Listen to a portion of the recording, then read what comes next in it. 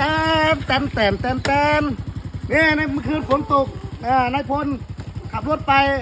หาเห็ดอยู่เทือกเขาพนมนาครับแป๊บเดียวนะครับไม่ถึง5 นาทีครับเก็บมาเลยครับนี่เขาเรียกว่าเห็ดขมนะครับลาบก็อร่อยครับต้มก็อร่อยนะครับแต่ต้มน้ำบอกนะครับมันจะยากตรงไหนแค่ไปหาเห็ดซ้ำหาเห็ดของไม่มีเลือดเชื้อราแค่นี้ก็ได้รับประทานแล้วนะครับเห็ดก็เหมือนเชื้อรานะครับแต่ที่ผมชอบนะครับมันเป็นการหมักหมมนะครับเห็นไหมอุดมสมบูรณ์ไหมฝนตกฝนอะไรนี่ดูเห็ดมาดูใกล้ๆแต่ก้อนนี่สู้มานี่เห็ดของท่านนายพลใช้เวลา5 นาทีใครอยากรับประทานก็มาบ้านนายพลนะครับจัดไปมันหมานะครับเช้านี้มีของกินเยอะนะครับถ้าใครอยู่ในพลนะครับต้องการเมีย10 คนนะครับจัดไป